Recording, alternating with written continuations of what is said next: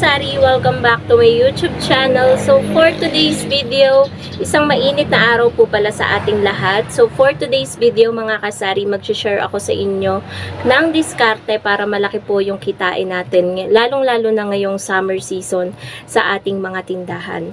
Ito guys, yung mga ginagawa ko dito sa aking tindahan. Kaya napapansin ko na medyo lumalaki kaysa nung mga nakaraan yung kita natin simula nung nag-start yung tag-init. Yung naramdaman natin na parang maalinsangan ang panahon.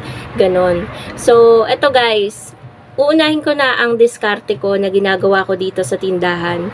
Alam niyo yun na kapag may benta ko, lalo na kapag medyo malaki-laki na, kunyari 1 or 2 days na benta ko dito sa tindahan, ipangpapamili ko na po yan, lalong-lalo na yung pangunahin na mabenta dito sa tindahan, soft drinks, mineral water, plus Minute Maid, C2, ayan po yung mabebenta ngayong summer season sa aking tindahan. As in guys, basta malamig, kahit matamis, kahit juice, lahat po yan mabenta. Meron nga din po akong Gatorade, Vitamilk, mabenta din po siya ngayon. Dutch Mill, Yakult, lahat na may naghahanap pa nga mga kasari ng Delight. Wala kasi akong Delight, yung malaki, yung tagpo 40 plus. So, ngayon talaga kapag tag-init, ang hanap talaga ng mga customer, mga kasari, is yung mga malalamig na inumin. Minsan nga, kapag bibili pa dito si customer, pabili nga po ng mismo kung ano yung pinakamalamig nyo dyan. Ganon agad ang bungad nila, yung pinakamalamig nyo dyan. So, syempre, napapaisip ako mga kasari, malamig naman talaga to kasi nasa rep. So, ang hanapan nila is yung super lamig.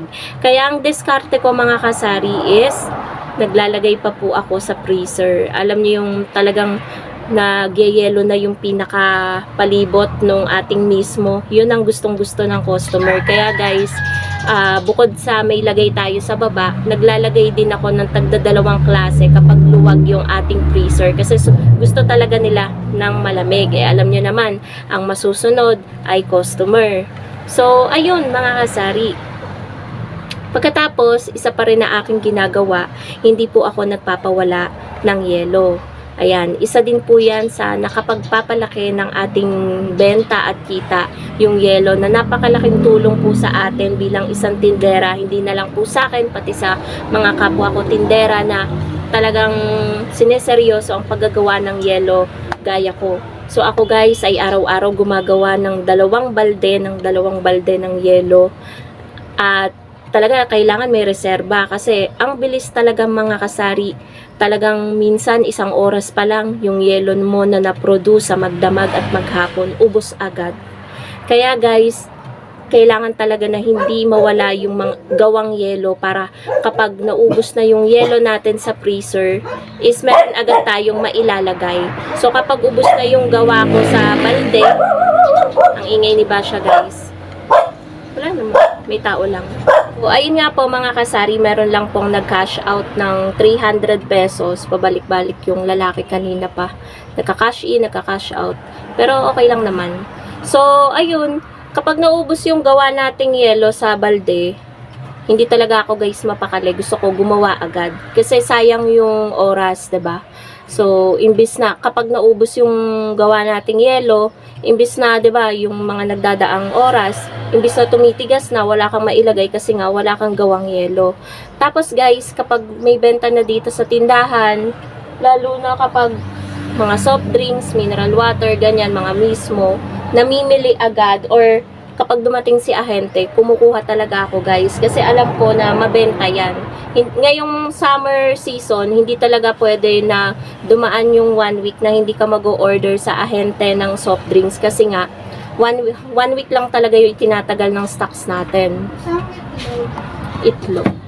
So, ayun nga po mga kasari, pasensya na at pahinto-hinto yung vlog natin. Gaya kahapon, namimili kami guys ni partner. Or namili kami, dumaan lang kami dito sa kanto, bumili kami ng ulam ni Basha. So nakita ko yung ahente ng soft drinks, mga bandang alas 5, hindi pa dumadating. Ano yun? Chikas. Walang laman? Wala.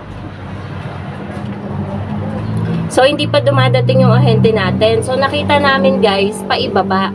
So sabi ko kay partner, minamadali ko na siya kasi nga kapag nakadaan yung ahente, wala tayong stocks ng soft drinks the whole week. Pero yun, buti na lang pagkarating namin dito, after 15 minutes, dumating yung ahente. Kasi wala akong nakitang ahente sa mga dinaanan namin. So akala ko nakalagpas na. Kapag nakalagpas sila guys, hindi na sila dadaan ulit sa mga nalagpasan nilang tindahan. So nag-worry ako. Sabi ko wala ako. Paano kaya to? 'Di ba? Hindi naman kaya ng motor yung kasalo, baka masira pa yung upuan kapag isinampa natin yung case, 'di ba? Kapag namili tayo at hindi nga tayo nadaanan. So buti na lang talaga dumaan.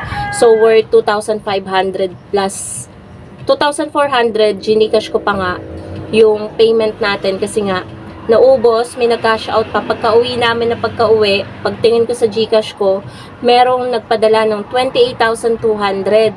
So, ayun, ano na naman ang ate nyo, ngarag na naman kasi sabay-sabay tinawag ko si partner kasi nga ang dami pang bumibili nandyan na yung magka-cash out.